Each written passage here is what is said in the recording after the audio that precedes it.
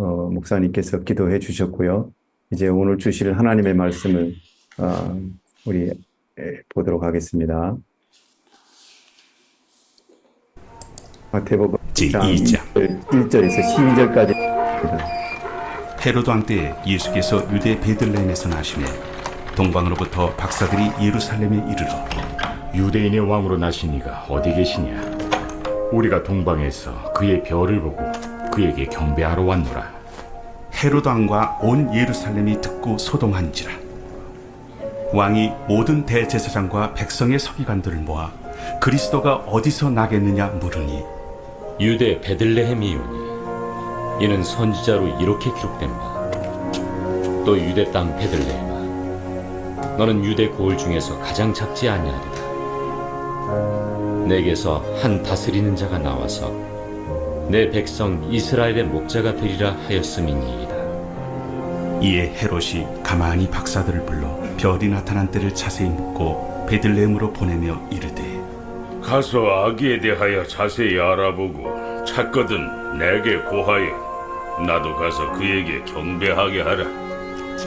박사들이 왕의 말을 듣고 갈새 동방에서 보던 그 별이 문득 앞서 인도하여 가다가 아기 있는 곳 위에 머물러 서 있는지라. 그들이 별을 보고 매우 크게 기뻐하고 기뻐하더라. 집에 들어가 아기와 그의 어머니 마리아가 함께 있는 것을 보고 엎드려 아기께 경배하고 보배합을 열어 황금과 유향과 모약을 예물로 드리니라. 그들은 꿈에 헤롯에게로 돌아가지 말라 지시하심을 받아 다른 길로 고국에 돌아가니라. 본문이 저는 아니까 바로 메시지 전하겠습니다. 그 소개를 해야 됩니다. 그래도 예. 오늘 금요 기도회로 이렇게 강사로 오신 우리 강동주 목사님, 선교사님은 필리핀에서 사역하고 계시고요. 현재 마닐라 겨자시의 꿈교회, 이 맞나요? 네, 맞습니다. 겨자시의 꿈교회 합동측이고요. 담임 목사님으로 지금 섬기고 계십니다. 저는 광신대학교 여외래 교수님이셨고 또 시집을 지셨어요. 목마름 153이라는 또 시집을 지어서 되게 잔잔하고 참 우리가 너무 잘 알고 있죠. 우리 강동주 선교사님은 우리 1회 때 찬양 인도해 주시고 또 KWMI 이렇게 시작하면서 고생하시고 힘들고 어려운 역경들을 잘 이렇게 또 오셨는데 또 개인적인 또 바쁜 일로 인해서 그동안 나오지 못하다가 또 이렇게 금요 기도에 이렇게 맡아서 해 주시니까 너무 감사드리고요. 고맙고요.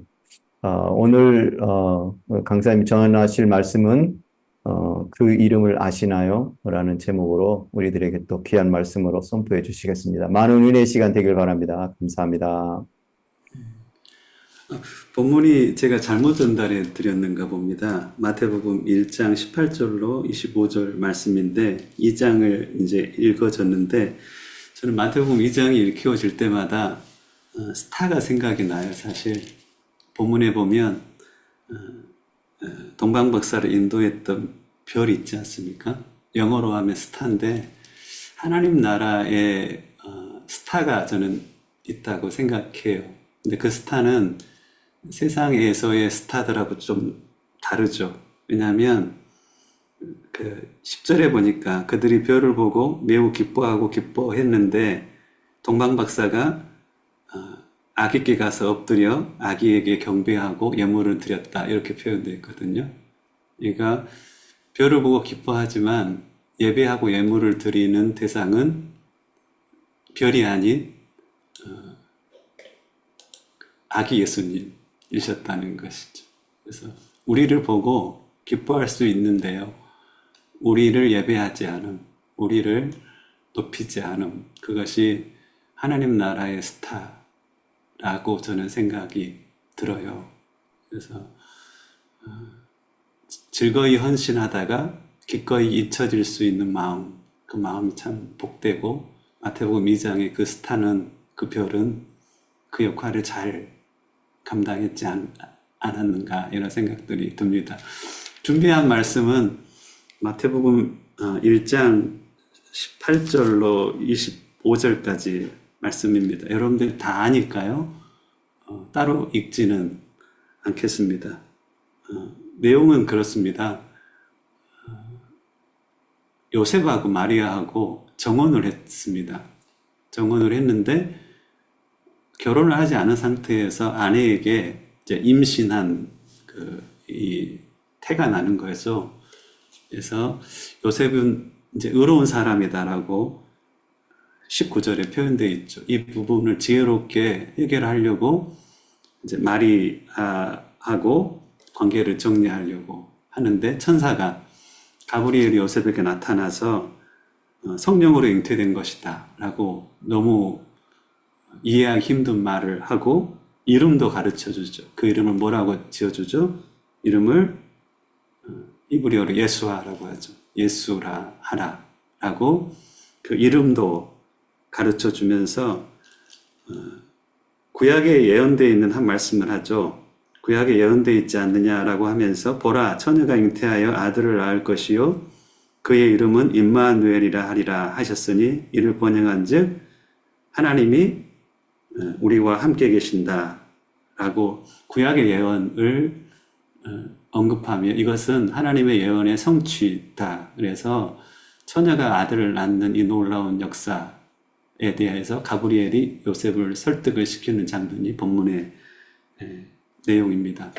본문을 가지고 세 가지를 좀 나누고 싶습니다. 말씀을 공유하겠습니다. 제목은 그 이름을 아시죠? 라는 제목인데요. 요셉에게 들려온 약혼자의 결혼 전 잉태 소식. 이 소식이 요셉에게는 어떻게 들렸을까? 당황스러웠을 것 같습니다. 요셉은 이 문제를 해결하기 위해서 19절에 보면 그의 남편 요셉은 의로운 사람이라 그를 드러내지 아니하고 가만히 끊고자 하여 이 일을 생각할 때라고 있습니다. 요셉이 의롭고 선한 사람이었던 것 같습니다. 그래서 이 문제를 원래 지혜롭고 의롭고 선한 사람은 문제 해결의 영역을 가능하면 축소시킨다라고 생각합니다. 마태복음에도 보면 형제가 죄를 범할 때 1대1로 가서 먼저 문제를 해결해라. 그렇지 않거든 두세 증인이 함께 가고 그렇지 않거든 교회가 함께 이렇게 가라고 말씀하지 않습니까? 즉 지혜로운 사람, 하나님 앞에 지혜로운 사람들은 문제 해결의 범위를 최소화시키는 그런 지혜가 있는 것 같습니다. 그래서 결단코 내가 그 사람에게 1대1로 말하기 전에 다른 사람에게 먼저 말하지 않는 지혜가 저는 참 필요한 것 같습니다. 요셉은 그 문제를 최소화하려고 하는 그런 사람이었던 것 같아요. 그런데 요셉의 그 문제 해결의 그 의도대로 이 문제를 해결했다라고 하면은 여러분들 하나님의 뜻이 이루어지지 않을 수도 있게 되는 거예요.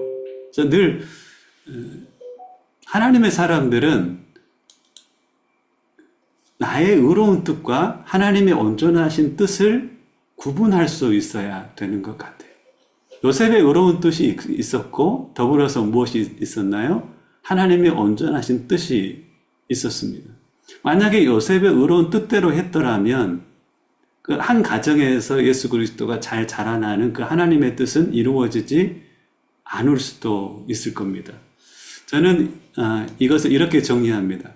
우리의 good will과 God's will은 같을 수도 있지만 어떤 부분은 versus 다를 수 있다는 겁니다. 나의 선한 뜻과 하나님의 온전한 뜻이 다를 수 있을까요? 예, 다른 경우가 종종 있다는 겁니다. 그래서 하나님 안에서의 참으로 지혜로운 사람은 늘 나의 선한 뜻이 하나님의 뜻인지 여쭈어 보는 겸손한 자세가 있다는 겁니다. 예를 들면 아브라함이 창세기 12장 이하를 보면 이제 이 가뭄이 들어서 애굽에 갔다가 돌아오죠. 돌아오는데 조카 롯의 그 목동들과 아브라함의 목자들이 이렇게 싸웁니다. 이유는 뭐냐면 양을 치는데 이 풀이 한정이 되다 보니까 그 풀 먹일 것 때문에 싸우는 겁니다. 아브라함은 참으로 선하고 의로운 사람이었습니다. 자기보다는 남을 먼저 생각할 줄 아는 사람이었죠. 그래서 아브라함이 이렇게 이야기합니다. 저기 그 아름다운 그 풀밭, 풀이 많은 곳이 있지 않느냐. 소돔과 고모라 지역이죠. 네가 저기를 선택하면 내가 여기를 선택할 것이고 네가 여기를 선택하면 내가 저기를 가겠다. 네가 좌하면 내가 우하고 네가 우하면 내가 좌하겠다. 얼마나 의롭고 선한 선택입니까? 우리는 그것을 본받는 그런 그 메시지를 듣곤 합니다. 아, 나도 그래야 되겠다. 하지만 아브라함의 그 선한 뜻이 이루어졌더라면은 가나안 땅은 누구에게 돌아갔을까요? 하나님이 예비해 놓으신 아브라함의 주기로 예정해 놓으신 그 가나안 땅이 아브라함에게 가는 게 아니라 조카 롯에게 갈 판이에요. 그 판이. 그 상황은 굉장히 하나님 편에 보기에는 당황스러운 상황이란 말입니다. 아브라함의 선하고 의로운 그 뜻이, 그 마음이 하나님의 뜻과 부딪히는 현장이 바로 그 현장이라는 겁니다. 여러분들은 혹시 이런 상황을 겪어보신 적이 있으신가요? 저는 예수님을 이렇게 인격적으로 만나고 나름 훈련할 때 하나님이 원하시는 곳에 있어야 된다라는 생각이 있었어요. 좋은 곳, 큰 교회, 생활비를 많이 주는 교회보다는 하나님이 가라 하신 곳에 있어야 된다. 이런 생각들이 그때는 은혜가 그만큼 커서 그렇게 있었던 것 같습니다. 그래서 규모가 있는 교회에서 하나님이 개척교회에 가서 사역하라라고 하면 개척교회로 가고, 시골 마을에 가서 사역하라라고 하면 그쪽에 가서 사역을 하고, 저는 이래야 된다고 생각을 했습니다. 나름 그 지역사회에서는 대형 교회에서 부교육자를 하고 있을 때였습니다. 제가 참 좋아하는, 형처럼 여기는 목사님이 대표할 만한, 그 지역을 대표하는 교회로 청빙을 받았어요. 청빙을 받았는데 그 청빙받은 그 교회가 100년 이상 된 교회이기 때문에 사역이 참 쉽지 않을 거라고 여겨졌던 교회였습니다. 내가 형처럼 너무나 서로 신뢰하고 좋아했던 목사님이 그 교회로 가니 내 마음은 내가 이곳에서 사역하면 보다 더 안정적이고 내 미래가 보장되지만 저분 어려워하니 내가 저분 교회에 가서 좀 도와드려야 되겠다. 생활비도 좋고 사역의 환경도 좋지 않지만 내 선한 뜻이 이럴 때는 도울 수 있어야 돼 라고 하면서 그 교회로 갔단 말입니다. 나의 그 선한 뜻이 하나님의 뜻이었을까요? 아니요. 나의 그 선한 뜻이 하나님의 뜻은 아니었던 겁니다. 그래서 너무나 신뢰했던 그 선배 목사님과의 관계가 어긋나기 시작했습니다. 이 세상에서 그토록 좋았던 관계가 이상하게끔 이렇게 어려워지더라고요. 물론 하나님은 합력하여 선을 이루시는 분이셨기 때문에 그것을 통해서도 하나님께서는 당신의 일을 이루어 가셨지만, 그때 나는 이 정도의 선한 뜻이면 하나님의 뜻이지라고 생각하고 묻지 않았습니다. 그래서 지금도 늘 내 그 삶의 어느 정도 50% 정도는 늘 선한 뜻을 향해서 가고 있지만, 한쪽 귀는 선한 뜻을 가려고 애쓰면서도 물어보는 게 있어요. 하나님이 하나님의 뜻이에요? 라고 물어보는 것입니다. 요셉의 의로운 뜻은 하나님의 온전하신 뜻이 아니었던 상황이 오늘 본문에 나온 것입니다. 늘 의롭고 선한 길을 우리는 선택을 해야 할 것입니다. 많은 사람들은 욕심을 쫓아서 아니면은 미래에 내 삶이 보장되어 있는 곳을 향하여서 사역자들도 살아갈 수도 있는 것 같아요. 하지만 깨어있는 사역자, 영적인 양심이 살아있는 사역자는 의롭고 선한 길을 가려고 하잖아요. 그런데 하나님의 사역자, 참 잘 빚어지고 훈련된 사역자는 하나를 더 물어본다는 겁니다. 악한 길은 뒤로 하고 선한 길을 선택하되 나아가서 하나님의 길이 무엇인지에 대해서 묻고 그 하나님께로부터 주시는 그 감동과 음성 앞에 순종하며 살아가는 삶, 그 삶이 성숙한 영적 사역자의 삶이다. 이렇게 첫 번째 메시지가 나누어질 수 있을 것 같습니다. 저는 이스라엘을 향한 하나님의 마음이 참 애틋하다는 생각을 하곤 합니다. 여러분들, 이스라엘이 요 근래에 뭐 하마스하고 전쟁을 하다가, 팔레스타인 지역에 하마스하고 전쟁을 하다가 이제 그 레바논의 헤즈볼라를 깡그리 무너뜨렸잖아요. 헤즈볼라를 무너뜨리더니 이제는 어떻게까지 해요? 시리아 땅에 그 정부가 사라지니까 시리아 땅의 그 영토까지도 어느 정도 확보하려고 하잖아요. 일반적으로 우리가 볼 때, 야, 이건 하마스를 향해 너무한다라고 할 수 있잖아요. 그죠?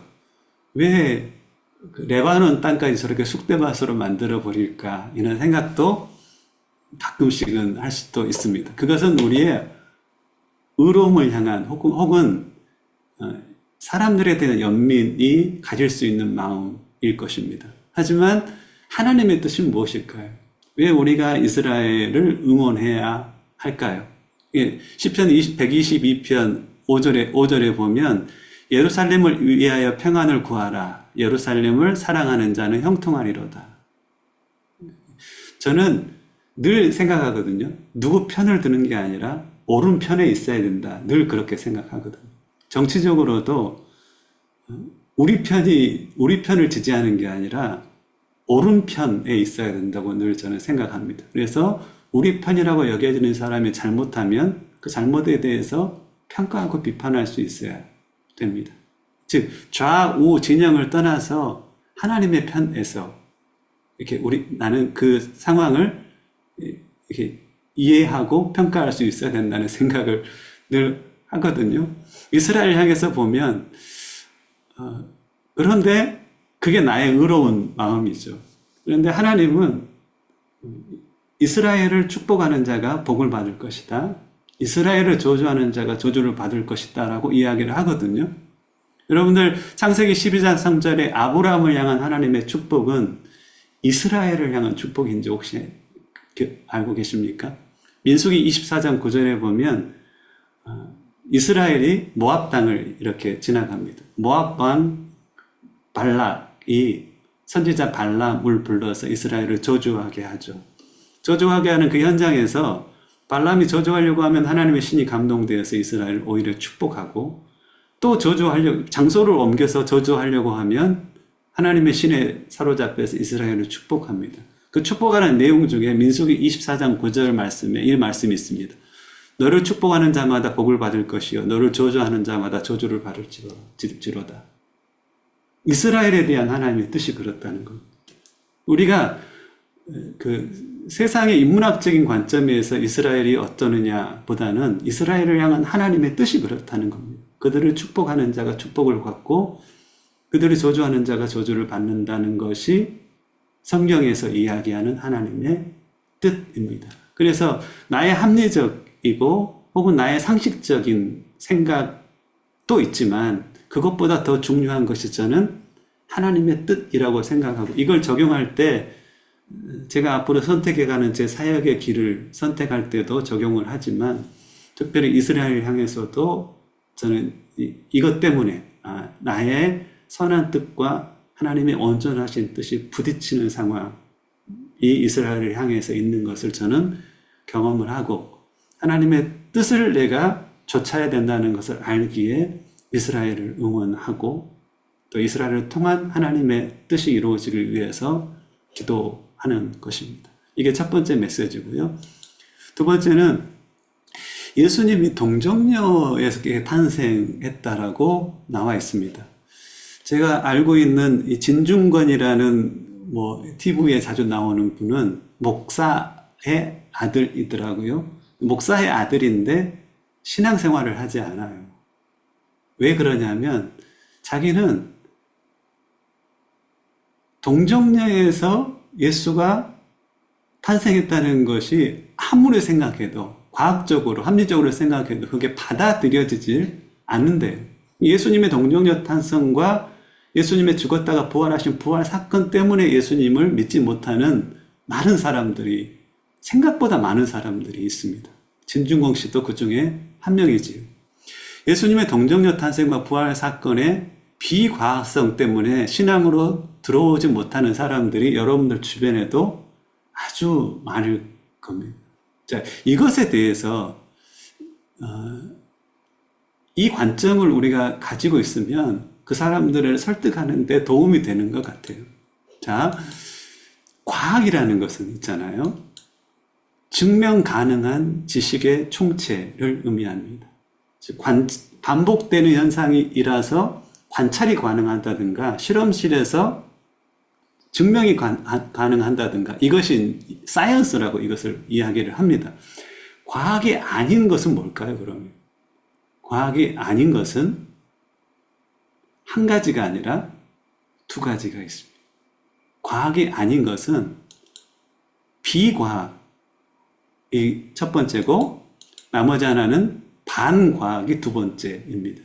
비과학이라는 것은 non-science라고 하고 반과학이라는 것은 anti-science라고 합니다. 우리가 크리스찬 하면 안티 크리스찬이 있고 넌 크리스찬이 있어요. 그렇죠? 넌 크리스찬은 여러분들 생각하기 어때요?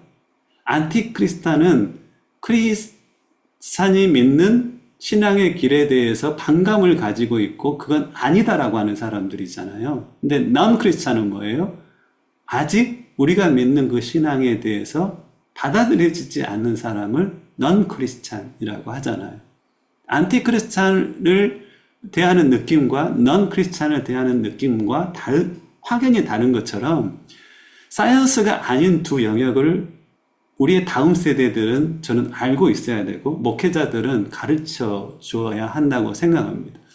사이언스는 증명 가능한 지식의 총체지만 증명할 수 없는 넌 사이언스가 있고 이것은 증명하면 금방 이게 과학이 아니라는 것이 드러나는 안티 사이언스가 있어요. 예를 들면은 지구 평탄 이론을 여러분들이 아시죠? 지구가 평탄하다는 거예요. 지금은 인공위성이 띄어 있어서 사진만 보면 지구가 평탄하지 않다는 것을 확연히 알매도 불구하고 이분들은 지구가 평탄하다는 증거를 몇 가지를 가지고 와가지고 아직도 지구가 평탄하다라고 믿고 있는 사람이 수십만 명이 된다는 거 아세요? 제가 알고 있는 선교사 한 분도 지구 평탄 이론에 대해서 모임에 대해서 저에게 설명을 하더라고요. 인공위성이 올라가 있어 지구 사진을 우리는 보는 시대, 혹은 하늘에 별들이 있어서 천체 만환경을 보면 모든 천체의 행성들이 동그랗다는 것을 확인할 수 있는 시대에 있어서도 지구 평탄 이론을 믿는 안티 사이언스의 영역에 있는 사람이 있다는 겁니다. 하지만 예수님의 동정녀 탄생, 예수님의 부활, 혹은 신앙의 많은 것들이 있잖아요. 예를 들면 성령의 역사, 이거 과학적으로 증명할 수 있어요? 없어요? 과학의 증명 영역 밖에 있는 겁니다. 그렇잖아요. 과학의 증명 영역 밖에 있는 실제적으로 일어나는 현상들이 있어요. 우리는 성령의 역사가 뭔지 알죠. 그래서 그 성령의 역사를 과학적으로 증명할 수 있습니까? 하나님의 예언의 성취, 이것을 과학적으로 어떻게 증명을 해요? 오늘 본문에 보면 그 비과학적인 요소가 쭉쭉 나와 있어요. 즉 마태복음을 넌 크리스찬이 읽는다고 생각을 해보십시오. 1장 1절부터 17절까지는 역사 족보가 나와 있는, 이거 받아들여진단 말입니다. 어디를 읽을 때부터 거부하기 시작하죠? 오늘 저와 함께 읽었던 18절 이하를 읽을 때부터 이거 이상하다? 무슨 옛날 그 동화책 내용인가? 라고 사람들이 받아들일 수 있다는 겁니다. 클라이막스는 뭐예요? 남자하고 성관계를 가지고 있지 않은, 경험해 본 적이 없는 여자가 아이를 낳았다. 이게 이해가 되지 않는 성경의 내용인 것입니다. 그런 것들은 뭐 천사의 존재, 이것도 증명할 수 없죠. 사실 세상에서도 대체의학, 이것은 옛날에는 비과학의 영역에 속했습니다. 지금은 과학의 영역 안에 들어왔죠. 심리학도 있잖아요. 옛날에는 비과학의 영역에 있었어요. 하지만 프로이드가 여러 가지 실험을 통하여서 객관적인 자료를 통합해 놓다 보니까 심리학이 지금은 과학의 영역에 들어온 겁니다. 즉 어떠한 비과학은 나중에는 과학이 돼요. 하지만 지금의 과학적인 성과나 과학적인 도구를 가지고 증명해 놓을 수 없는 많은 것들을 우리는 뭐라고 이야기하냐면 non-science, 즉 비과학이라고 규정을 한다는 것입니다. 성경의 많은 기적과 같은 역사들은 반과학이 아니라 비과학의 영역이 있다라고 설명해 주는 것이 다음 세대들이 굉장히 납득하기 편한 설명이라고 생각합니다. 오늘 본문에 천사가 나타나서 하나님의 뜻을 계시하는 것, 동정녀에게서 아이가 태어나는 것, 이것들은 비과학이 아니라 실질적으로 반과학이 아니라 비과학의 영역이고, 그것은 과학이 증명해 놓을 수 없는 실제적으로 나타나는 우리가 경험하는 많은 영적인 현상과 같은 그런 현상이라는 것을 우리가 정리를 할 수가 있었으면 좋겠습니다. 제가 참 좋아하는 분인데 최재천 교수님, 서울대 생물학과 교수님이십니다. 국립생태원장으로도 근무를 하셨던 분이시죠. 이분은 진화생물학자입니다. 진화생물학자. 진화론을 너무나 확실히 믿고 있는 분이십니다. 근데 이분이 교회를 다녀요. 교회를. 밑에 보면 글이 있죠. 삶의 의미가 사실상 없어요. 진화론을 믿는 사람들은 인간이 우연히 생겨났기 때문에, 그리고 우연히 생겨난 그 생물의 진화의 결과가 인간이기 때문에, 우리 진화 생물학자들은 삶이라는 것은 의미 자체가 없는 거야. 우리가 존재하는 목적이 있을 수 없는 거야. 우리는 진화되었기 때문에라고 삶을 규정하고 있는 분들이에요. 근데 이분이 교회를 다녀요. 왜 교회를 다니는지 들어보면 한 여인을 사랑하게 됐대요. 그 여인이 아주 독실한 기독교인이었대요. 어머니는 불교를 믿고 있는 분이셨는데 아들 입학 수업 시험 보는데, 서울대 시험 보는데 넣어놓고 절에 가서 이 나무 광센보살 했던 어머니, 완전히 뼛속까지 불교를 믿고 있는 어머니였대요. 근데 사랑하는 여인이 크리스찬이었던 거예요. 결혼에 대한 유일한 조건을 이야기했대요. 당신과 같이 교회 가는 것이라고. 어머니한테 이야기했대요. 팔짝 뛰지 않고 어머니가 교회에 가기로 결정을 했다고 합니다. 성령께서 역사하신 것이죠. 이분이 교회를 다니면서, 진화생물학자로서 교회를 다니면서 자기가 교회를 다닐 수밖에, 다니는 이유를 그렇게 설명을 해요. 내가 볼 때는 내가 알고 있는 과학적인 영역에 있어서 과학의 상식과 부합되지 않은 많은 일들이 있다. 동정녀 탄생, 죽은 자의 부활, 성령의 역사, 귀신에 쫓겨나는 것. 하지만 내가 교회 가보니 내 아내를 보더라도, 많은 교인들을 보더라도 내가 이해할 수 없는 일들이 교회 가운데는 벌어지더라. 과학적으로 증명할 수 없는 영적인 사건들이 일어나더라는 겁니다. 자, 이분은 어떤 영역을 인정하는 거예요? 비과학의 영역을 인정하는 것이고, 과학으로는 증명해 놓을 수 없는 쉽지 않은 많은 영적인 사실에 대해서 받아들이는 겁니다. 이런 분들이 있는 거예요. 나는 천국을 보았다라는 책을 쓴 이분 알렉산더라는 분, 이분은 하버드 대학교 의대 교수시고요. 뇌생물학에 있어서 세계적인 권위자이기도 합니다. 뇌생물학자들은 뭘 믿냐면 인간의 모든 생각과 느낌과 감정은 뇌의 작용으로 만들어지는 것이다.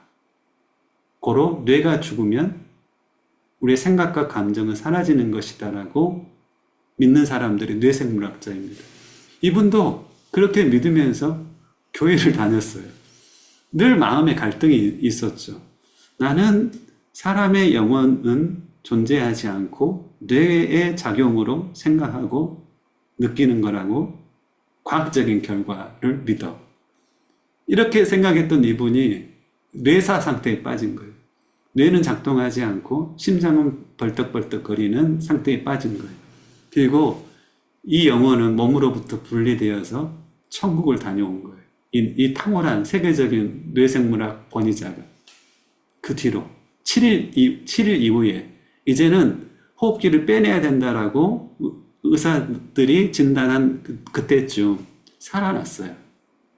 그리고 이 세계적인 권위자가 깨어나서 사람들에게 이야기하기를 시작하는 겁니다. 내 영혼이 다녀온 곳이 있다.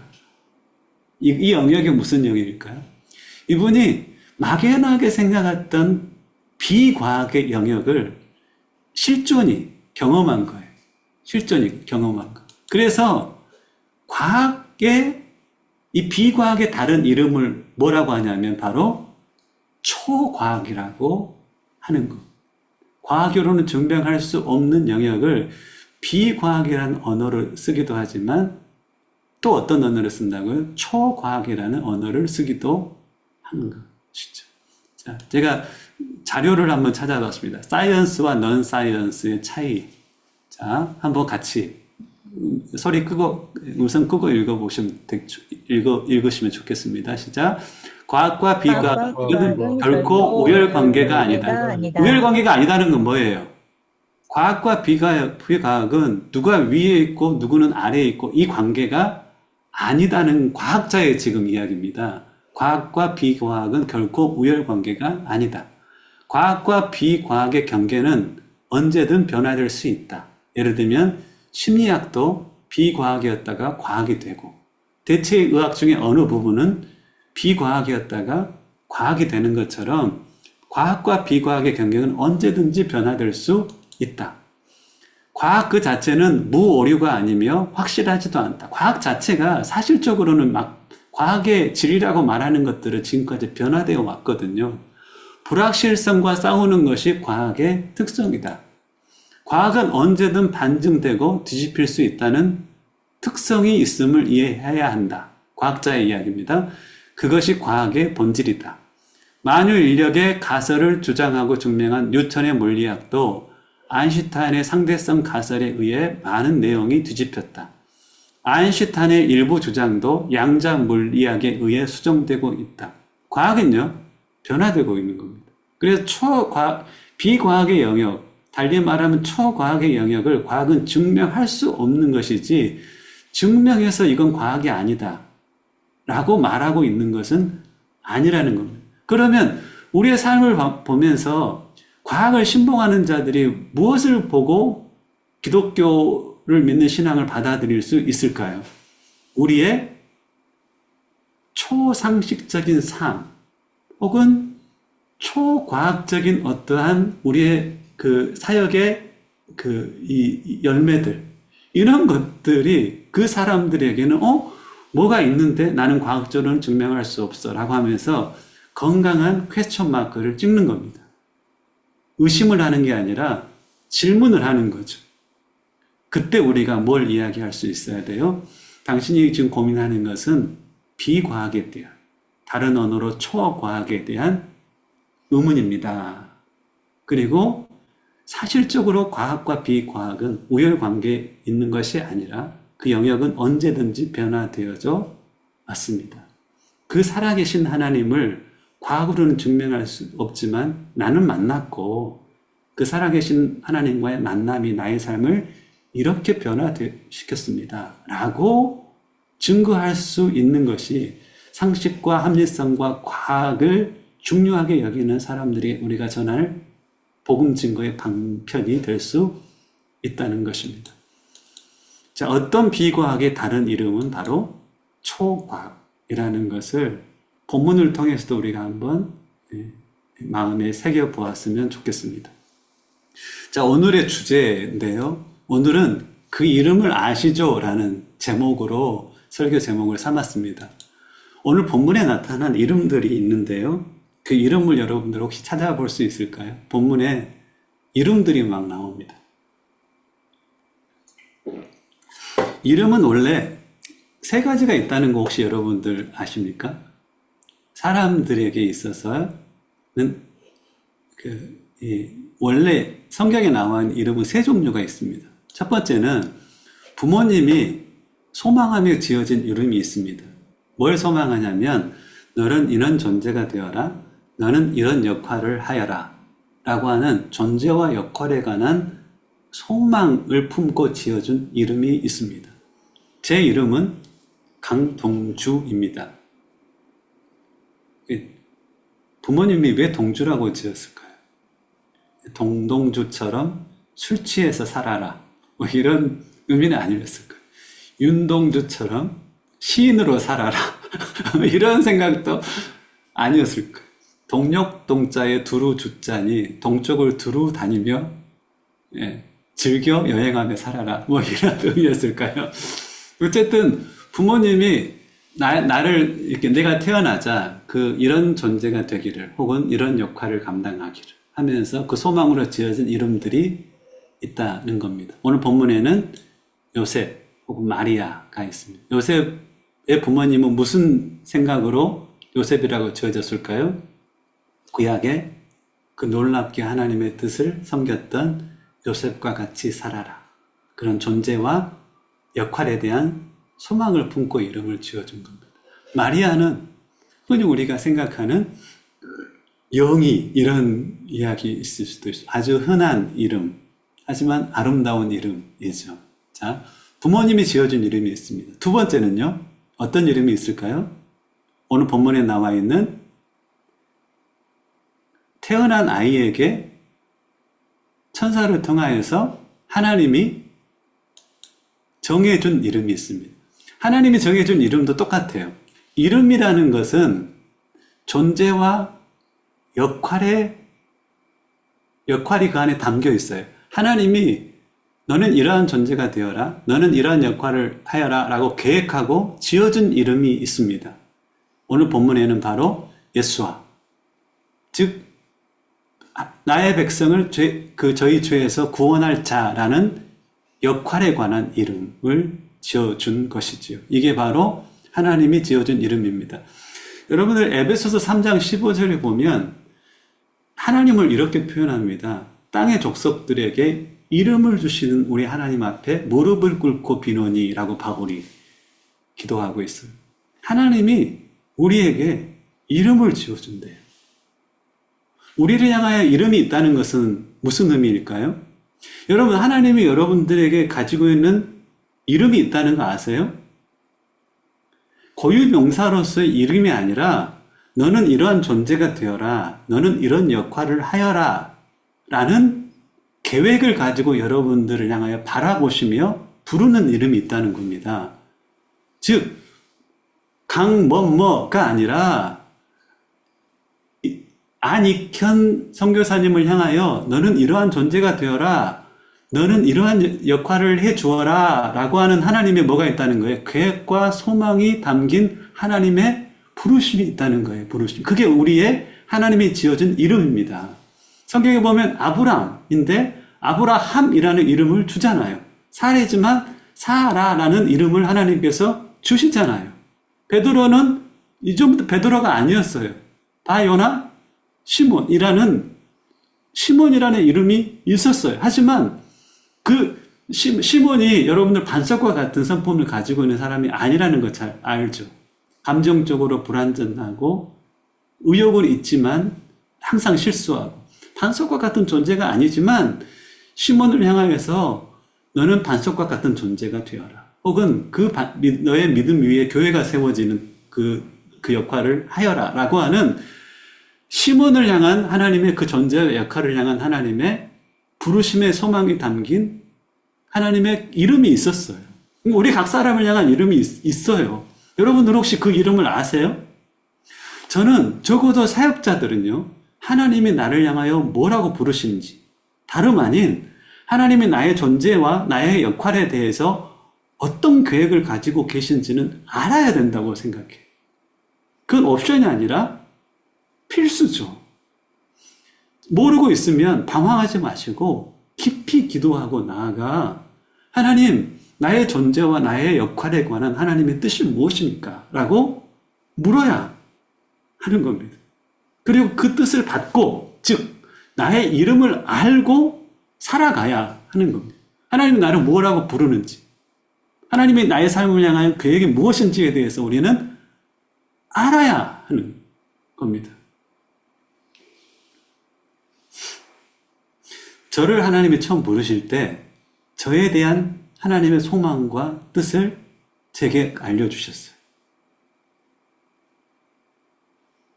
네가 앞으로 어떤 일을 할 것인가에 대한 하나님의, 오늘 요셉에게 꿈을 통해서 말씀하셨고, 때로는 성령께서 감동으로 통해서 말씀하시고, 저는 제가 너무 부족하다는 걸 너무 잘 알거든요. 근데 하나님이 나를 통하여 무엇을 하시고자 하는지도 알아요. 그러니까 내 부족하니까 하나님을 의지할 수밖에 없죠. 하나님, 나 그거 하는데 까면 안 돼요. 하나님을 위해서 내가 애쓰면 꽝이지만 하나님이 나를 통하여서 행하시면 그거 영광이에요. 영광.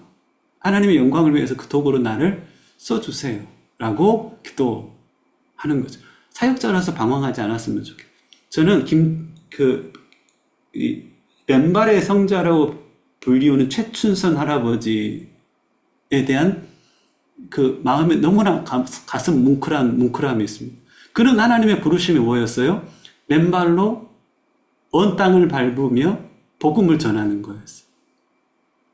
바보처럼, 광인처럼 여겨지면서 그것을 하는 거예요. 그분이 했던 말은 뭐예요? 부르심은 각자예요. 충성은 열매 중에 하나예요. 하면서 내가 하나님 앞에 맺어야 될 그 충성이라는 열매. 그리고 부르심은 각자예요. 어떤 사람은 큰 사역을 위해서 부르셨지만 어떤 사람은 이슬람 지역에서 정말로 1년 내내 복음을 전하지만 한 명 믿을까 말까 하는 그곳에서, 어떤 사람은 시골 농촌 어느 사람이 드문 그곳에서 하나님이 부르신 것이 무엇이 더 위대한 거예요? 위대하신 하나님의 부르심 앞에 순종한 그 자리가 위대한 것이죠. 우리가 사람들 앞에 내가 이런 사역을 했어, 내가 이러한 성과를 거두었어 라고 하는 것이 하나님의 부르심과 다를 수 있어요. 그것이 우리의 자랑거리가 되어서는 안 되는 거예요. 위대하신 하나님 앞에 작은 나로서 순종한 그 길이 가장 위대한 사역이라고 우리는 믿어야 하는 것입니다. 부끄러움 없이 즐거이 헌신하다가 기꺼이 잊혀질 수 있는 그 길을 웃으며 걸어갈 수 있어야 된다라고 저는 믿는 거예요. 내 이름을 안다면 그렇게 살아갈 수 있지만 내 이름을 모른다면 사람들이 와, 너 이런 존재야, 너 이런 사역도 했어, 너 이런 성과도 거두었어, 그거 뭐예요? 봐. 그것은 사람들이 불리워지는 색동옷이란 말이에요. 입혀주는 색동옷. 색동옷이 벗겨져야지 하나님의 부르심의 옷을 입을 수가 있는데 우리는 결단코 색동옷을 벗으려고 하지 않아요. 색동옷을 덧입해서 나는 이러한 존재야 라는 내가 누구인지를 증명하기 위해서 사역자라고 불리우면서 그렇게 살아가는 거예요. 그 사람들을 통한 위대하신 하나님의 뜻은 이루어지지 않고요. 그런 사람들은 결코 위대한 존재가 아니에요. 하나님의 눈앞에 위대한 존재는 그분이 나를 향하여 뭐라고 부르시는지에 대해서 그 이름을 아는 삶. 그래서 아무도 인정해 주지 않지만 뚜벅뚜벅 그 길을 즐거이 주와 동행하면서 걸어가는 삶. 그 삶이 위대한 삶이고 그 사람이 저는 위대한 사람이고 그 하나님이 나를 향하여 부르시는 그 이름을 아는 사람. 저는 가장 복된 사역자라고 생각하는 겁니다. 자, 세 번째 이름이 있습니다. 여러분들 첫 번째 이름이 있고 두 번째 이름이 있을까? 세 번째 이름이 있습니다. 바로 한 가지 질문을 할게요. 사복음서에 자, 마태복음 1장 23절 예수님의 그 동정녀 탄생은 예언의 성취였었어요. 처녀가 잉태하여 아들을 낳을 것이요 그 이름은 임마누엘이라 하라 라고 하는 구약 예언의 성취였었어요. 자, 여러분들 질문에 답을 해보세요. 예수님이 살아가면서 임마누엘이라고 불리워졌던 적이 있나요? 예수님의 임마누엘이라고 불리워지리라고 했잖아요. 그 예수님의 다른 이름이죠. 사람들이 임마누엘이라 봐 라고 불리워진 적이 있나요? 아니면 예수님의 어느 사역의 현장에서 사람들이 와, 저분은 임마누엘이야. 성경에 그 임마누엘이라고 불리워진 적이 있었냐는 거예요. 적어도 사복음서 안에는 오늘 임마누엘이라 하라라고 하는 이렇게 이름이 불리워진 적이 없잖아요, 성경 안에. 근데 이 말씀은 무슨 말이에요? 그 이름을 임마누엘이라 하리라 이렇게 적혀 있어요. 이 이름은 영어 성경을 보고 헬라어 성경을 보면 누가 이름으로 불려진 게 아니라 사람들에게 그렇게 일컬어진 거예요. 예수님의 사역을 보면서 사람들이 하나님이 우리와 함께 하시네 라고 고백한 거예요. 그 후로 오고 오는 세대의 사람들이 예수님과의 인격적인 관계를 맺었던 그 구원받은 하나님의 백성들이 뭐라고 입으로 고백할까요? 하나님이 나와 함께 하시네? 라고 뭐 하는 거예요? 고백하는 거. 그게 뭐예요? 예수님이 그렇게 불리워진 예수님의 이름이에요. 그래서 오늘 본문도 그렇게 이야기하잖아요.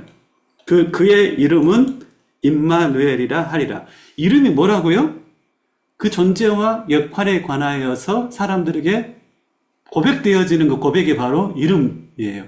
여러분들 요한복음 1장 10절에 영접하는 자 곧 그 이름을 믿는 자들에게는 하나님의 자녀가 되는 권세를 주셨으니 라고 나와 있는데 그 이름을 믿는다는 게 뭐예요? 저는 어렸을 때 목사님들이 이 설명을 안 해준 거예요. 그 이름을 믿는 자들에게는 하나님의 자녀가 되는 권세를 자녀가 된다. 그러면 이름을 믿는다는 게 뭐지? 예수. 그 이름을 내가 믿어. 이게 뭐예요? 요한복음 1장에 어떤 내용인가요? 예수님이 어떠한 분이시고 예수님이 우리를 위해 어떠한 일을 행하셨는지를 기록하고 난 다음에 뭐라고 나와요? 영접하는 자, 그 이름을 믿는 자. 이름 믿는다는 것은 그분이 어떠한 분이시고 그분이 나를 위해 어떤 역할을 감당하신 것인가를 믿는다는 거예요. 주님이 나의 이런 분이세요. 주님이 창조주시고요. 주님이 하나님의 아들이시고요. 주님이 나를 위해 십자가에 죽으셨고 부활하셨어요. 그분이 나의 세이비어이자 나의 로드세요. 그게 뭐예요? 그분이 누구시고 나를 위하여 어떤 일을 행하셨는지에 대한 우리의 고백, 그것이 바로 이름을 믿는다는 것. 예수님의 이름으로 기도합니다. 그걸 저는 수십 년의 신앙생활을 하면서 가장 많이 교회에서 쓰는 언어인데 설명을 들은 적이 없어요. 예수님의 이름으로 기도합니다.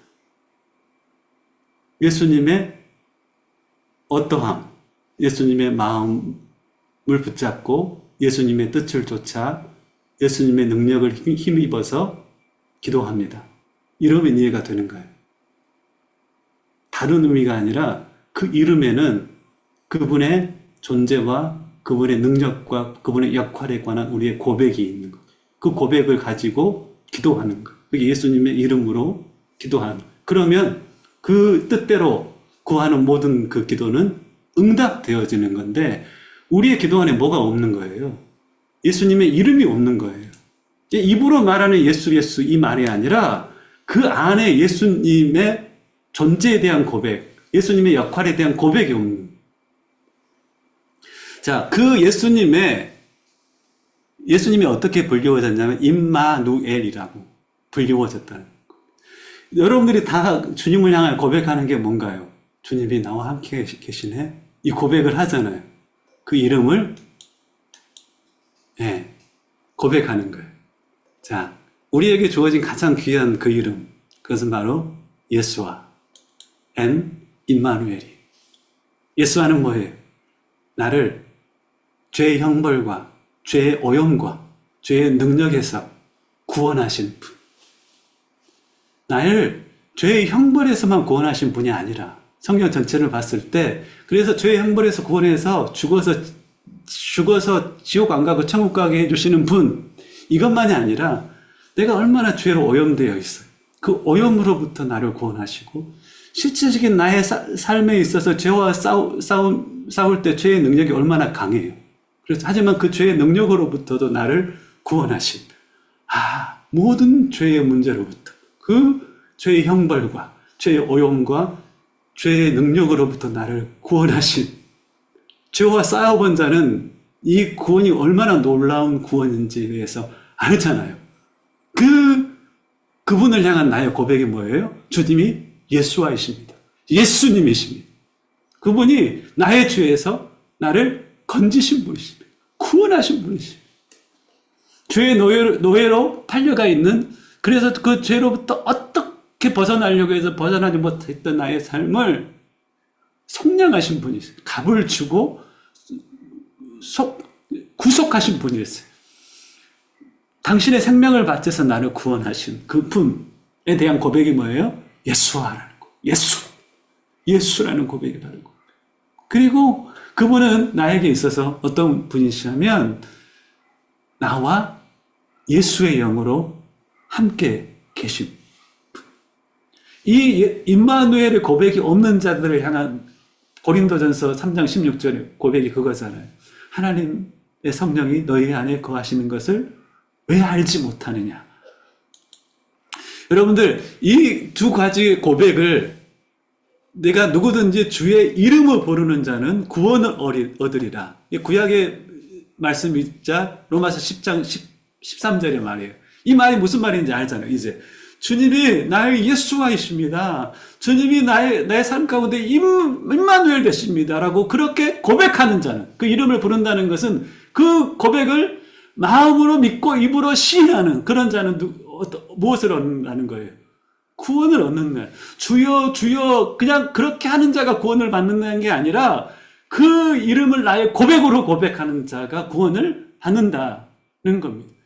이 고백한다는 것은, 입으로 시인한다는 것은 헬라어로 호모로게오라는 말이에요. 호모라는 말은 같다는 뜻이고, 로게오라는 것은 로고스, 말하다는 것이거든요. 즉 단지 말하는 게 아니라 호모예요. 호모. 그것이 내 마음에 진정 믿은 것이고, 이 마음 속에 있는 실존과 내 입을 일치시키는 것이 호모로게오예요. 나는 정말로 주님이 예수하시고 그분이 나의 임마누엘 됐어요. 그러니 그것을 입으로 내가 이걸 고백하면 죽을 수도 있는 그 상황에서, 내가 이걸 고백하면 내 재산을 전부 날릴 수도 있는 그 상황에서 나는 그분이 나의 예수하시고 그분이 나의 임마누엘 되신 분이십니다라고 호모로게오 하는, 그것이 바로 구원 얻을 믿음이라고 말씀하고 있는 것이죠. 놀라운 것은 고린도전서 1장 19절에 보면 주님은 미쁘시거든요. 미쁘시다는 것은 faithful, 신실하게 일하시는 거예요. 주님이 가장 신실하게 일하시는 그 신실한 일하심의 내용이 있는데, 그 내용을 이렇게 이야기하고 있어요.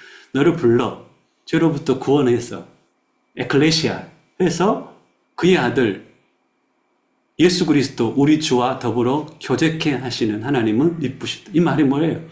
그분을 향하여 임마누엘이라는 고백을 하게 하시는 미쁘신 하나님의 역사가 우리의 삶 가운데 신실히 여전히 존재한다는 겁니다.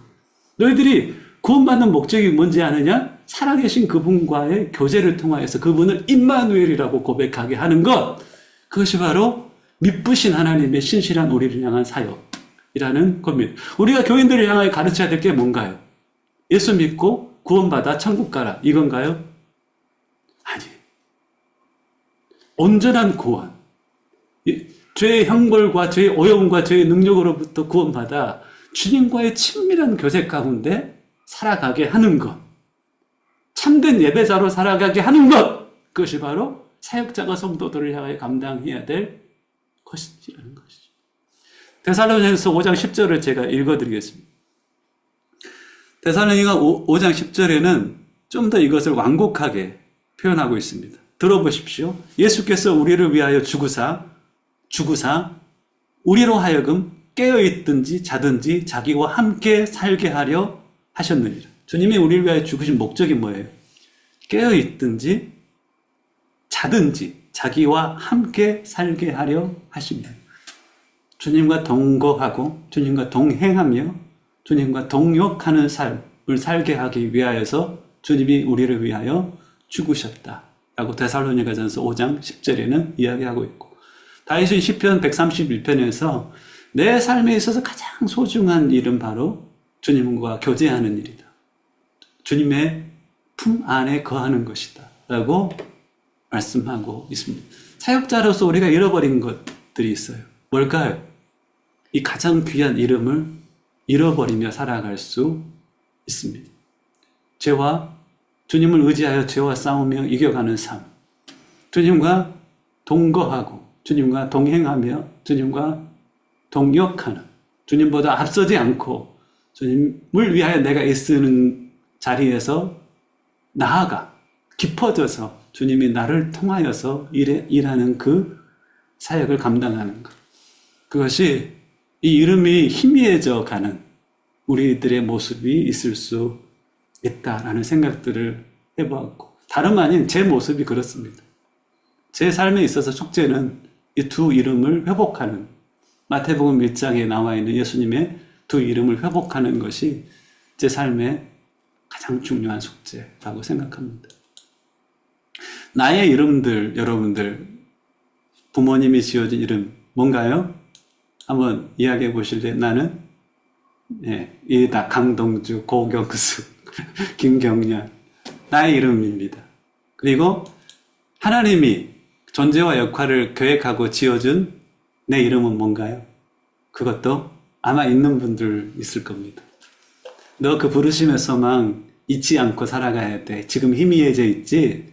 정신 차려야 돼. 다시 나를 부르실 때 하나님의 뜨거운 그 첫 사명자로서의 그 사명감들이 아마 생각나실 것입니다. 그 이름을 붙잡으셨으면 좋겠습니다. 그리고 세 번째, 사람들이 내 존재와 역할을 바라보며 불러주는 이름이 더불어서 있을 겁니다. 이건 누구에게나 있어요. 부모님이 지어준 이름, 그리고 하나님이 계획을 가지고 지어준 이름, 그리고 내 주변 사람들에게 불리워지는 이름들이 있을 겁니다. 여러분들은 어떤 존재로 사람들에게 불리워지고 있고 어떤 존재로 기억되고 있는가요? 단지 부러워하는가요? 아니면 부러움을 넣으며 리스펙트, 존중하고 존경하며 따를만 하다. 내가 찾을 뿐 아니라 머물 수 있는 사람이다 라고 사람들로부터 그렇게 받아들여지고 있는가요? 이 세 가지의 이름을 찾아가는 과정, 그것이 저는 사역자로서의 훈련의 과정이라고 생각합니다. 부모가 지어준 이름, 하나님이 주신 이름, 사람들에게 일컬어지는 그 이름을 찾고 회복하고 그 이름으로 또 살아가는 저와 여러분들의 삶이 되실 수 있기를 주님의 이름으로 간절히 축원합니다. 그 이름을 한번 찬양하고 싶었습니다.